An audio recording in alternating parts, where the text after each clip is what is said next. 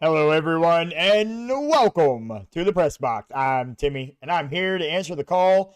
Good morning, guys. Happy Thursday. It is November 21st, and I got a lot to talk about today, guys. Got a lot to talk about today. All right. We got the college games coming up, and we want to know who is going to win those games, and I'm going to provide my thoughts, my insights, and give you kind of my predictions on some of these college games going on this season or this weekend. We got a lot of them. We do have some interesting news to start. Some call-ins. I'm going to start calling the first little bit here. Kind of like the breaking news. That's going to be the call-in. I have a call-out section where I call people out, but this is going to be the call-in where the breaking news happens. Hawaii's top booster pulls NIL, head of Rainbow Warriors Collective. All funding following the firing of the athletic director. Holy crap, guys. That's bad news for Hawaii. That's real bad news for Hawaii. Their top booster pulls out all the NIL money, all the NIL, to try and get people to want to come play for Hawaii. So that's bad news, and I don't know, guys. I don't know. I don't know what this is going to mean for Hawaii moving forward, but it'll definitely be something to monitor as the weeks go on and as the months go on. It'll be something to keep an eye on for sure. So we'll be keeping an eye out here at Answer the Call podcast. We'll be sitting in our press box, and we'll be keeping a little bird's eye view on it for everybody. That way we can find out the impact moving forward. I would assume that, it's going to, I'm sure somebody else will step up, but who knows? Who knows? Maybe they don't. And maybe it's just a matter of time before Hawaii can't get the recruits. But I hope not. I hope not. So we got a lot to talk about. Jim McElwain, Central Michigan head coach, he's going to go ahead and retire. He's under investigation for Connor Stallion's alleged sideline appearance last fall. And if you guys remember, that's the guy that was sign stealing for Michigan. So, but anyway, Jim's under investigation for it, and he went ahead and said, "Hey, I don't want no part of this, guys. I don't want a part of it." And this is pretty much Jim McElwain being done with college football. Being done with college football. He was the Central Michigan coach, not Jim Harbaugh, who was the Michigan coach.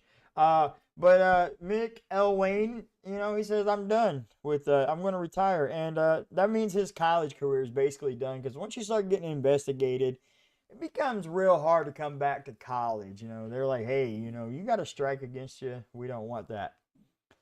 Guys, Mr. Mack Brown. Mack Brown is in the house, and he is planning to return at least coach one more year. He said he does not want to retire. I thought he would. North Carolina's kind of struggled this year, and with the NIL and the transfer portal, an older coach like that, it just kind of sometimes doesn't have the desire. I know that's why Saban kind of left. That's why a few other coaches have left the college world, is because they're like, "I don't want to deal with this." But Mr. Mack Brown says, "Nah, I'm still good." He's 73 years old. He's done a lot. National titles at Texas, and he's turned North Carolina around a little bit. So Mack Brown's coming back in 2025, guys. He does not plan to retire. So good job, Mack Brown, for coming back, I guess. But we have a couple of college games I want to talk about before I go into the picks. Okay, I have a couple of college games I want to talk about. My co-host was gonna be here today, and then we were having some audio issues. We had to restart a couple of times, and well, it became time for him to go to work. So he's gonna try to be back tomorrow, guys, for the NFL picks. Get him all fired up get you guys fired up for the weekend. So I'm going to kind of run through this couple of college matchups that I wanted to talk about, and they're both out of the Big Ten. You know, I do a lot of SEC matchups, and I mean, I could do SEC all day long, you know, but I want to give a little bit of a variety, and I'm doing a little bit of Big Ten today. And this one is between Illinois and Rutgers. Big Ten matchup: Illinois is 4-3 in conference play, 7-3 overall. So 4-3 in conference play. So their 3 losses came, you know, and I know one of them was to Oregon. Much like Illinois, all Rutgers losses this season have come in conference play. They are 6-4 overall. They are like 2-4 on the season in conference play. So they're 6-4 overall. The Rutgers started the season red hot with a 4-game winning streak with quality wins over Virginia Tech. I mean, at the beginning of the year, Virginia Tech was a really good team. We thought Virginia Tech could be one of these teams that maybe represented in the ACC this year. Since then, not so much. But Washington, you know, at the beginning of the year, Washington was kind of a big deal. They went to a national title game against Michigan last year. So, you know, Washington was kind of it. So, since then, they are 2-4 overall. The bright side is they are back on a winning streak, winning 2 in a row. So they won 4, lost 4, and now have won 2 in a row. They are already bowl eligible, so let's see if they can build momentum heading into bowl season. Illinois is currently ranked in the top 25. Though that is about as good as it gets, they have no chance making the playoffs this year. I mean, yeah, they don't have a chance. They don't have a chance. They would need Ohio State to beat Indiana. No. Because even if Indiana, yeah. So basically, I mean, this is it. You know, bowl game is for the Fighting Illini.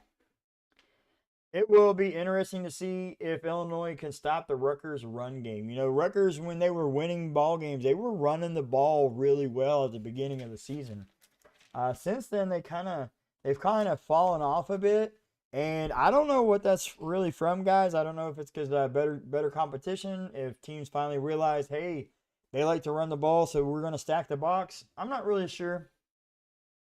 We're going to do a little side-by-side comparison in the stat category. Give you guys a little preview of this matchup and what could happen in it. All right, so we have Illinois scoring 27.1 points per game, and the Rutgers 26.3. That's pretty even. You know, they're averaging about the same amount of points. Slight edge to Illinois. Total touchdowns, you know, similar. Rutgers have scored 34 total touchdowns, and the Fighting Illini have scored 32. Total first downs, 219 by the Rutgers, 205 by Illinois. 95 to 80 for Rutgers in rushing first downs. So Rutgers have 95, Illinois has 80. In the passing first downs, Illinois has 105 to Rutgers 99. First down by penalty, kind of even. 25 for Rutgers and 20 for Illinois. Woo! Third down efficiency. 56 out of 126. That's 44.44 for Illinois. While Rutgers have 57 for 141. That's a 40.43%. Fourth down efficiency. Pretty similar. 7 out of 15 for Illinois. Now, Rutgers are 11 out of 25. So they go for more fourth downs. 46.67% for Illinois, 44% for the Rutgers. All right. This is one I kind of started doing yesterday. And I kind of liked it. If you guys do, feel free to, you know, comment. Let us know what you like, what you don't like. And we will eliminate things that you don't like and add more of the stuff that you do like. All right, so completed versus attempts. Illinois 178 out of 288. So they've only thrown 100 incomplete passes all season. That's not bad. That's not bad. That's pretty good. Meanwhile, Rutgers 168 out of 305. So they now the passing per game is pretty even. 215.3 for Illinois, 212.8 for Rutgers. Looks like 18 passing touchdowns for Illinois, 14 for Rutgers. Now, interceptions. This is where Illinois definitely has it. They've only thrown 3 interceptions all season, guys, as a team. Rutgers have only thrown 6, though. So, I mean, that's a pretty good match. All right, sacks and yards lost. Illinois has taken 28 sacks for a loss of 166 yards. Meanwhile, Rutgers have only taken 16 sacks for, well, they've lost 105. Rushing attempts. Rutgers have 388. This demonstrates exactly what I'm talking about. They like to run the ball. 388 carries. That's quite a bit. That's about roughly 38 carries a game as a team. 345. So I mean, not too far off. Are Illinois yards per carry? 4.4 for Rutgers. 4.1 for Illinois. Rushing per game, 169.4 for Rutgers and 142 for Illinois. So see, they both like to run the ball. Now total yards per game is 382.2 for Rutgers and 357.3 for Illinois. Field goals made versus attempt. Illinois 16 out of 20. That's 80%. Meanwhile, Rutgers are 8 out of 12. So, I mean, if they kept the same pace, they would eventually be there. But the fact is they've only attempted 12 and they've only made 8. So, penalties and the average penalty yard per game. Illinois has 48 penalties on the season for 364 yards. That's an average of 36 penalty yards a game. And Rutgers have 43 penalties for 346 yards, and that's an average of 34 penalty yards per game. So, I mean, they're not the most penalized team. They're not the least penalized, but, I mean, time of possession, Rutgers have a slight edge, 31 minutes, 25 seconds to 29 minutes, 50 seconds on average. Fumbles lost. This is where Rutgers are really good. They've only had 3 fumbles all year, and they've only lost 1 of them. Meanwhile, Illinois has 12 fumbles and has lost 7. The turnover ratio is even. They both have 4. So what that tells me is, they're not turning the ball over, but they're also not getting takeaways with having, 4, that's pretty good. They have 4 more takeaways than turnovers. But what that's telling me is, like, that number is still kind of low because, they've only lost 1 fumble. And they threw 6 interceptions. So that's 7. That means they have 11 turnovers as a team. So, and, same thing with the Illini. But that is the preview there, guys. That's the preview there. Now here we go. It's going to be throwdown at the shoe on Thursday. It's going to be a throwdown on Saturday. Sorry. It is Thursday. On Saturday at the shoe, it's going to be a throwdown.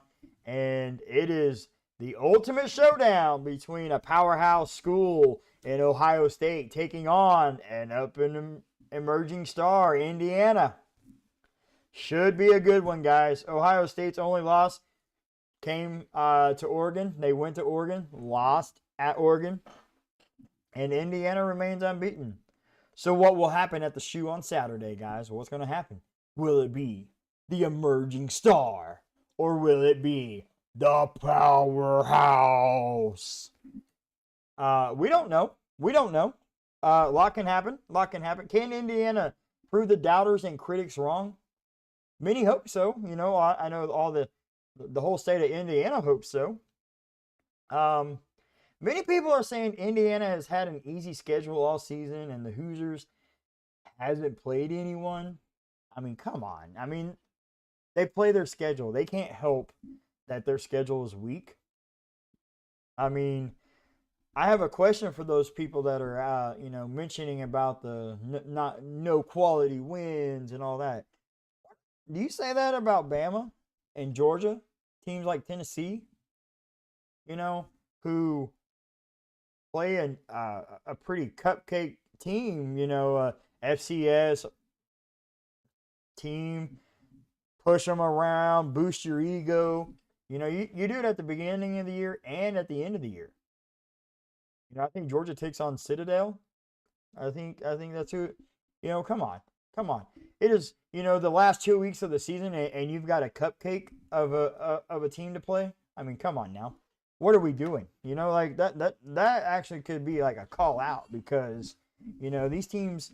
Indiana's getting criticized for not playing anybody. I mean, I get it. The SEC is tough, but how are you going to sit there and say that Indiana hasn't played anybody when literally SEC teams all the time start their season and end their season usually, versus these easier opponents? So I don't know, guys. I don't know. I'm just not a fan of the. Well, they don't play anybody. Well, then make it where. So okay, this is my opinion. Real quick, I'm going to get on this rant. My opinion is, if you're an FBS school, you should never, ever be taking on an FCS school. There's just no reason for it. Okay. And now, if you wanted to have like like an expedition game or like a preseason game, sure. But like in actual terms of actual schedule, no, no. You know, put the Ohio States versus Oklahoma, or just give the fans great games all the time. Don't let these SEC and Big Ten teams play nobody, so to speak. And because Penn State played Kent State a week after Tennessee played them. So I'm not just bashing on one conference or the other. I'm just trying to eliminate the entirety of it, the whole entirety of it. So anyway, I don't know. I don't know what's going to happen, guys. I don't know. This is the game. Ohio State's favored by 13.5, and I just don't agree with that. But hey, we'll see on Saturday. I've done a pretty similar to what I just did. I did do a slightly more. I got a few more stats in there that I've got kickoff returns, punt returns, interception returns, punts, touchback percentage. So I've got a little bit. I've got a little bit of different stats in there, but most of it is going to be the same and sound pretty familiar to y'all. Indiana is scoring 43.9 points a game. Holy crap. They can light up the scoreboard. They won 56-7 versus Nebraska. We talked about that yesterday. We talked about that on yesterday's show. How Nebraska lost all those games. But, 43.9. Ohio State has 37.8 points per game. 59 total touchdowns for Indiana. 51 total touchdowns for Ohio State. Total first downs. Indiana is like a first down magnet. They've got 24.3 total first downs. 101 of that is from rushing. So 101 rushing first downs. Ohio State has 218 total first downs. 96 of that is rushing first downs. Indiana has 125 passing first downs. Ohio State has 115. First down by penalty, 17 for Indiana. Only 7 for Ohio State. So they don't get the defenses to commit penalties, that's what that's telling me. All right, so here we go with third down efficiency and the percent. 53 out of 108 for Indiana. That's a 49.07% on third down. Ohio State has 51 out of 117 for a 43.59%. So they're pretty even there. Fourth down. Looks like Indiana is 10 out of 18 for 55.56. And Ohio State is 15 out of 21 for a 71.43% on fourth down. So Ohio State converts a lot of fourth downs, guys. They convert all those fourth downs. So all right, completed versus attempts. It looks like Indiana has 195 completed to 278 attempted. Meanwhile, Ohio State only has 84 incomplete passes thrown all season. They are 201 completed to 285 attempted. Passing per game and pass per attempt. 276.5 for Indiana. That is and with a 9.9 yard per attempt. And then 267.6 with a 9.4 yard per attempt. So they're averaging 267 yards a game with 9.4 attempt. Passing touchdowns, they're pretty even. Ohio State has a slight edge, 26 to Indiana's 25. Interceptions, they're even. They both thrown 5. Okay. Sacks and yards lost, they're actually pretty even in this one. 11 sacks for 76 yards lost for Indiana. 12 sacks for 75 yards lost for Ohio State. That's pretty good. That means their lines are blocking, only giving up 12 sacks on the season. Rushing per game and per carry. 183.8 rushing yards per game for Ohio State with a 5.3 yards per carry. You're getting 5 yards a carry. We talked about this, two downs, and that's a first down. That's moving the chains right there. Indiana has 176.7 yards rushing per game with a 4.7 yards per carry. So, that's still pretty quality, 2, 3 downs, and you're getting a first down there as well. Rushing touchdowns. Indiana has 32 rushing touchdowns as a team. Ohio State has 22. Ohio State gets kind of their touchdowns kind of outside the red zone or just on the cusp, like right at the 20, inside the 20. So they throw the ball a little bit more. Now, total yards per game is pretty even. 453.2 for Indiana and 451.4 for Ohio State. This is a battle, guys. This is going to be a battle, and I hope it's a great game. All right, now for a little section here that is is new. This is the first game I've done this on. Kickoff returns and the average. Indiana only has 4 kickoff returns for 84 yards. That's a 21 average, per kickoff. They've only got 4 kickoff returns. That means the opposing team is not scoring. And if they do score, the other team kicks it in the back of the end zone and it's a touchback. So Ohio State has 10 kickoff returns for 125. That's a 12.5 average per return. Now, punt returns. Indiana has 24 punt returns for 315 yards. That's a 14.1 punt return average. Ohio State has 17 for 153. That's a 19 point average or a 9.0 average. I can't read my writing. That's terrible. That is terrible, guys. All right, interception returns. 11 for 215. So that Indiana has got 11 interceptions. for 215 yards. That's 19.5 average so that's pretty good. That's decent field. That's almost 20-yard difference from where they pick it off to where they get tackled or pushed out of bounds. Ohio State has 7 for 129 with an 18.4. So, that's pretty solid there too. Pretty solid there. All right, now punts and the average. This is the Ohio State and Indiana punting the ball away. Indiana's punted the ball 23 times for 1,007 yards. That's a 43.1 average per punt.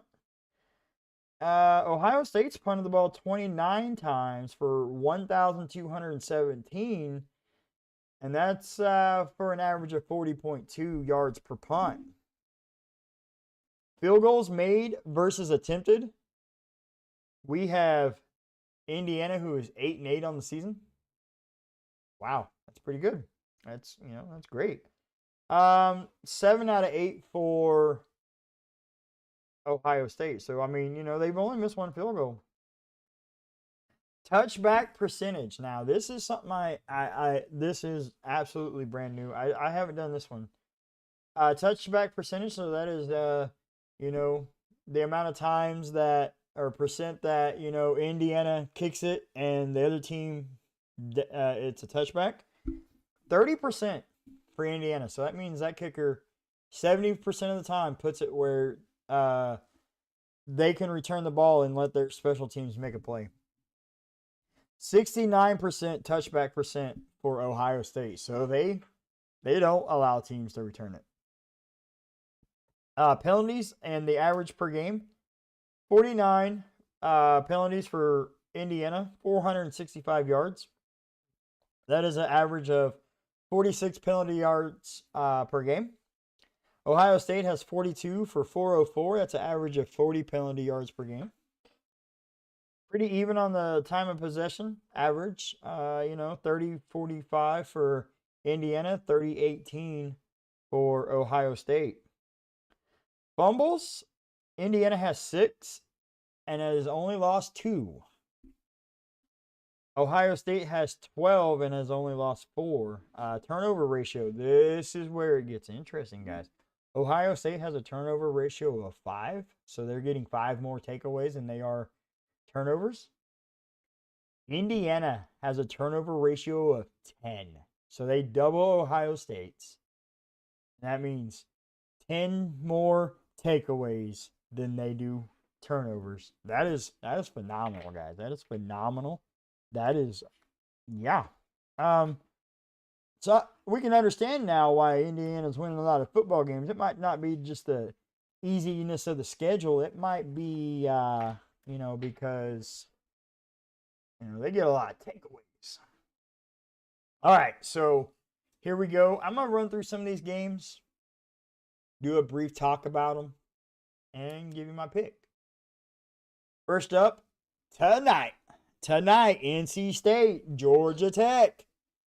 If you don't want to watch the Steelers-Browns game, if you're more on the college side, hey, maybe check out this game. It could be a good game. I broke this one down the other day, and I'm going to go ahead and say that I think Georgia Tech wins at home on this one. I just think the rushing attack of Georgia Tech is going to be slightly too much for NC State.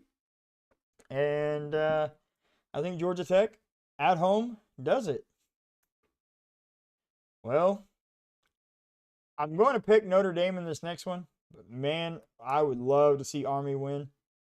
I do think that Army will put up a little bit of a better fight than Navy did. But Army doesn't like to throw the ball a whole lot. They rely on their run game. And we talked about that in the breakdown earlier this week. I'm picking Notre Dame, guys. But, oh my, would this be an upset of the century if Army beats Notre Dame? You thought Vandy beating Bama was an upset? Wait until Army beats Notre Dame. But I'm going Notre Dame here, guys. All right, we got Pitt and Louisville.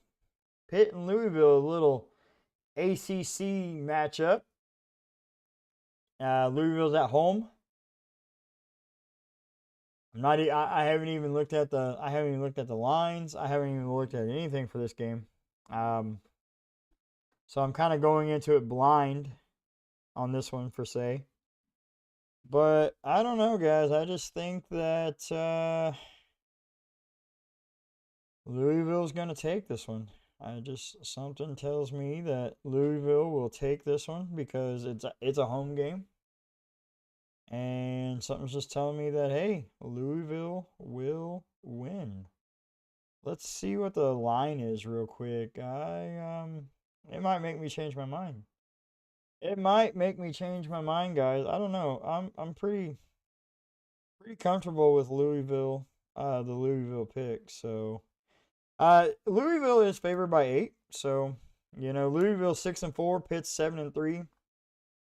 This game is going to be on ESPN2, one of the afternoon games. So I don't know. I'm still going to go Louisville here. It's a home game.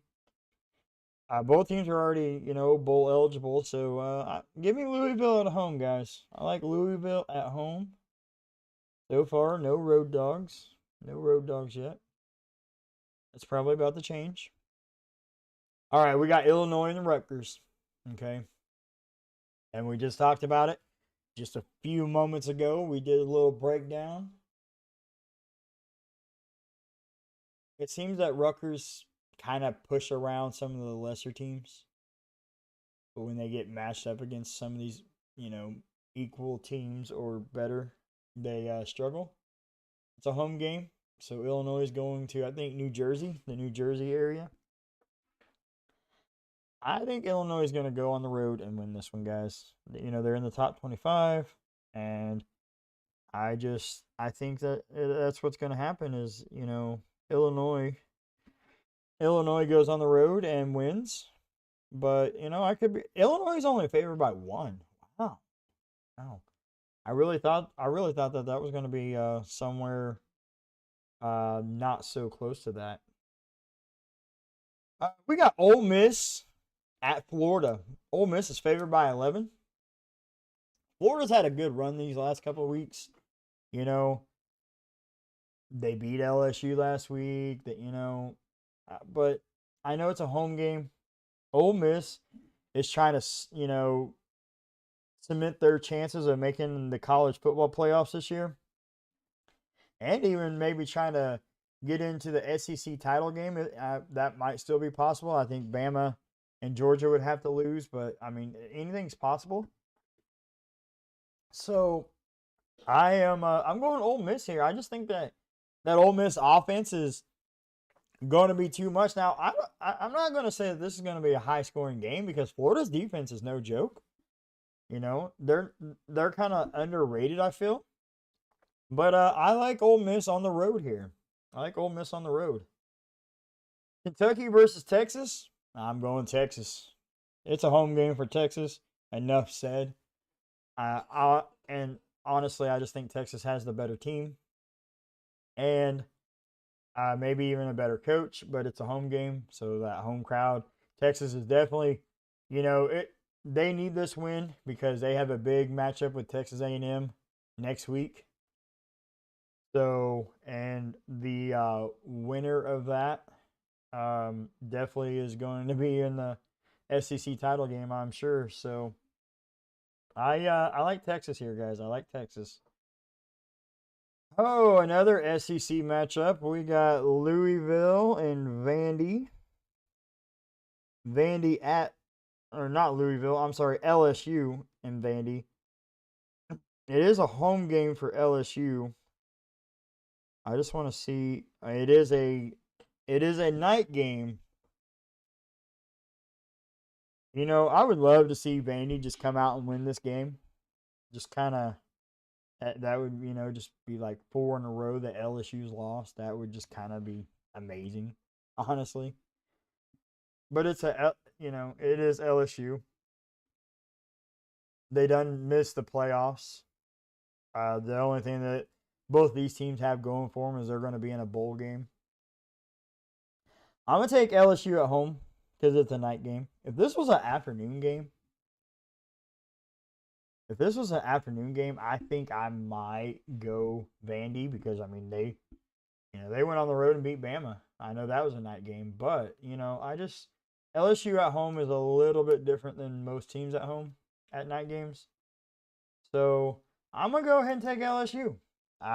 Something in my bones are just telling me to take LSU. All right, so here we go. Wisconsin at Nebraska. Nebraska wins. It's a home game. Nebraska hasn't made a bowl game since 2016. They're going to make a bowl game. They're going to, get back to how Nebraska wins. I think they win this home game. It'll be close. It'll be a true Big Ten physical football game, I think. So I'm definitely going with Nebraska here, though. Gotta go Nebraska. All right, Arizona State at BYU. Arizona State at BYU. Oof. This one is going to be a good one. It is an afternoon game. Okay. Arizona State's favored by 3. I'm going Arizona State, guys. I'm going BYU losing 2 in a row. And that kind of helps set up like a Colorado versus Arizona State in the Big 12 title. I'm going Arizona State here. Speaking of Colorado, Kansas has back-to-back wins, versus ranked opponents. They went on the road at Iowa State and beat Iowa State. They went on the road and beat BYU last week. They're home for this one.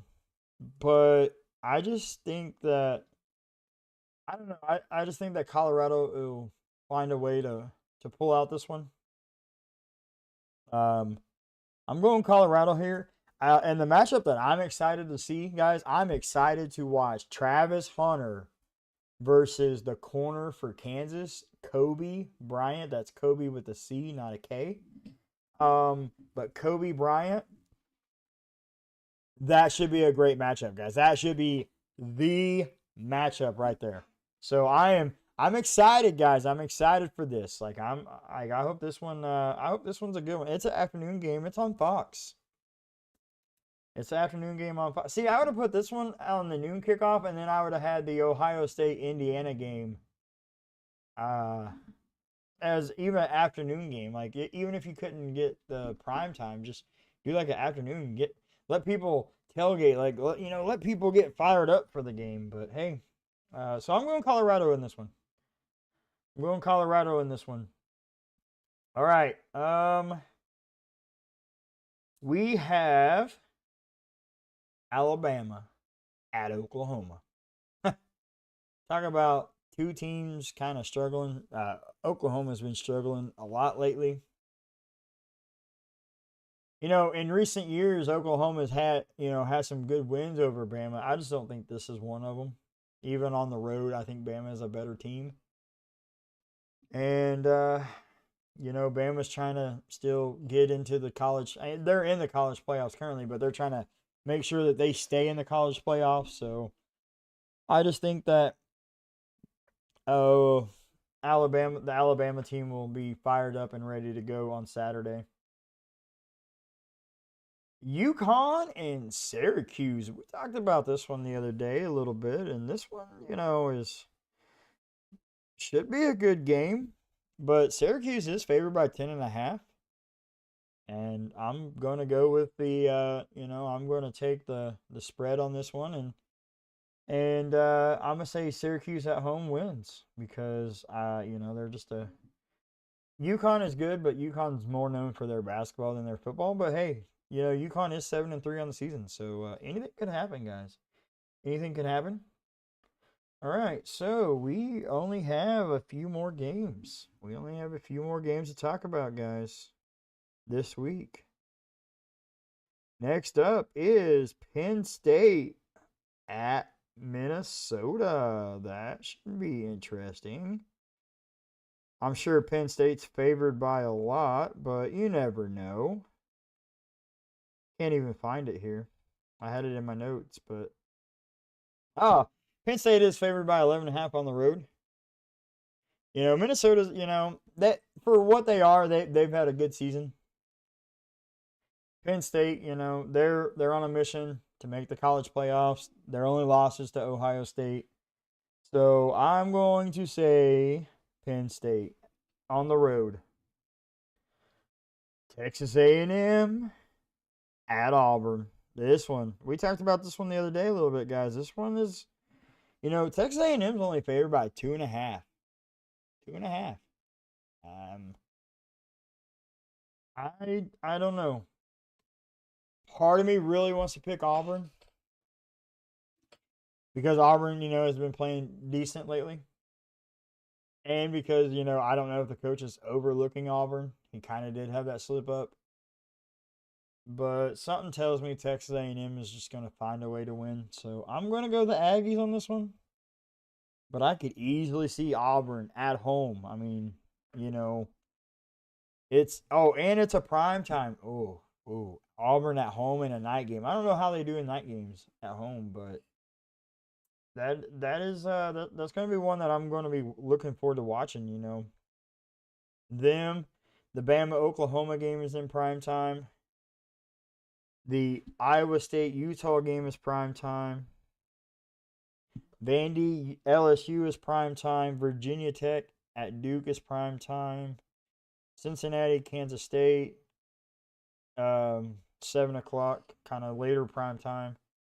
And then the late night game is USC UCLA, and then Air Force Nevada, Colorado State, Fresno State. So Auburn, Texas A&M, I'm definitely going to be watching it, guys. I'm definitely going to be watching it. Definitely. So, I guess if I'm looking at my sheet correctly, there's only one game to talk about. One game to pick, guys. Indiana at Ohio State. It's at the shoe. It's at the shoe. Ohio State. I don't know. They were favored by 13.5. I don't know how you can be favored by 13.5 with what Indiana's done this season. It pains me to say this. It really does. And Ohio State fans, I'm sorry, but I have to pick your team this week. It pains me. I'm going Ohio State. I think they are overall a slightly better team, but don't be thinking it's going to be a blowout. I think Indiana comes in and says, "Hey, just because you want to say this and this about us, I really like Kurt Cignetti and what he's done at Indiana. He's really turned that program around in just 1 year. I just think this year on the road, a little bit too much.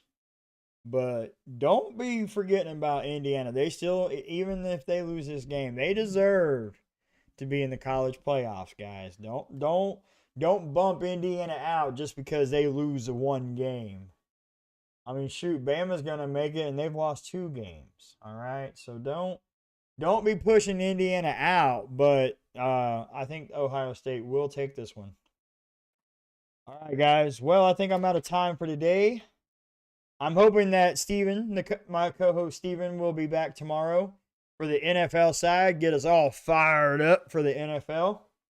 Hopefully I got you guys fired up for college football. It starts tonight. NC State, Georgia Tech. I mean, it went on Tuesday, but, it starts tonight going into the weekend. So let's look at the games real quick that we have before Saturday. So we do have NC State at Georgia Tech tonight. Georgia Tech is favored by 8.5, and I did take Georgia Tech. And then tomorrow, if you just kind of want to watch some games, Temple takes on University of Texas San Antonio, UTSA. UTSA is favored by 16.5, so that's probably not going to be much of a game.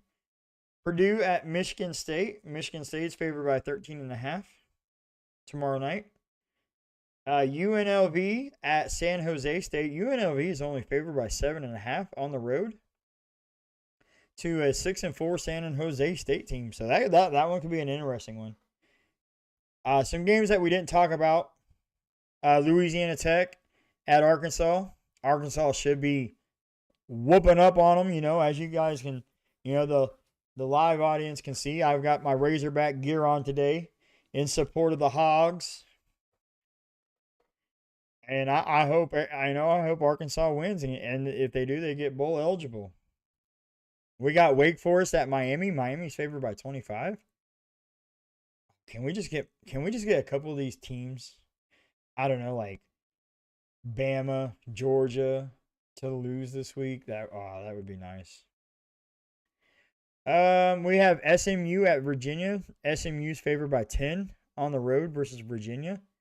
And many people are saying that they should be winning the ACC title game this year. So, and their head coach came out and said, if we don't win, we don't deserve to be in the playoffs. Basically talking about this game with Virginia, like if we don't win this game, we don't deserve to be in the playoffs. Iowa at Maryland. That one should be good. Iowa's favored by 6.5 on the road at Maryland. North Carolina, Boston College. I wanted to talk about this one, and then it kind of fell through the cracks a little bit. North Carolina 6-4. Boston College is 5-5. North Carolina is favored by 3 on the road. And we kind of talked about that a little bit. They started out the season hot, and then they kind of went on a slope, and now they're kind of, and Mac Brown's coming back, so. Yeah, look at this. Georgia takes on Massachusetts and favored by 42 at home. Like, why do you have that kind of game at the end of the season? Tennessee versus UTEP, favored by 41.5. Why do you have that kind of game at the end of the season? Western Kentucky and Liberty. That one could be a good one on Saturday, guys. That one's on ESPN Plus. Western Kentucky on the road versus Liberty. Liberty favored by 1. Western Kentucky 7-3. Liberty 7-2. Let's see here. We have Arizona TCU. TCU is favored by 11.5 at home versus Arizona. UL Monroe at Arkansas State. Arkansas State's favored by 2.5. If UL Monroe wins, they will be bowl eligible. Arkansas State is already bowl eligible, so that one, that could be a good one. Wow, Kentucky, Texas. Texas is favored by 20.5. I didn't even know that picking. Oh yeah, Clemson takes on the Citadel. Like, why do these teams have these easy schedules at the end of the season? Northwestern at Michigan. Michigan's favored by 10.5. If Michigan wins this game, they will become bowl eligible. Stanford at Cal. Cal's favored by 14.5. If they win this one, they'll become bowl eligible. Texas Tech on the road at Oklahoma State, being favorites 3.5. Texas Tech's already going to a bowl game. Oklahoma State has no shot. UCF and West Virginia. UCF's favored by 3 on the road. If West Virginia wins, they're going to a bowl game.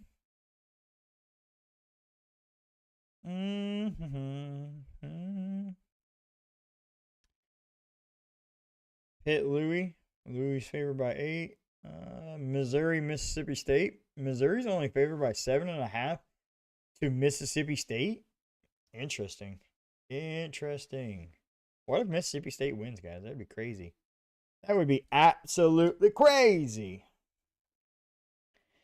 Boise State is favored by 23 at Wyoming. I'm sure Steven will be recording that one. He likes Boise State. He's a Boise State guy. He always has been. Obviously I root for Arkansas, but growing up, I was kind of always like a Ducks fan. Like I was always kind of like the Oregon Ducks, and they were a lot of fun because they had all the the jerseys, the jersey combinations, and they were just a lot of fun to watch. And I was a big Marcus Mariota fan. He grew up being a Boise State fan, so and I gotta say Boise State's probably probably my underdog team that I like. Washington State, Oregon State. Washington State's favored by 11.5. Next year these two play each other twice because they're the only two teams in the Pac-12. So they're gonna have two games against each other, one at home, one on the road versus each other. Baylor versus Houston. Mm. Iowa State, Utah. Virginia Tech at Duke. Virginia Tech needs a win on the road, and they will be going to a bowl game. Duke's already going there. Virginia Tech is favored by 3, so that could happen. Cincinnati at K-State. K-State's going to a bowl game, but that's about it. Cincinnati could make a bowl game if they win this one. USC versus UCLA. USC's favored by 4.5 on the road. If UCLA wants to go to a bowl game, they need to win their last 2 games. USC just needs to win one out of their final 2. So Air Force, Nevada, neither one of them are going to a bowl game. Don't have a chance, but hey, could be a good game.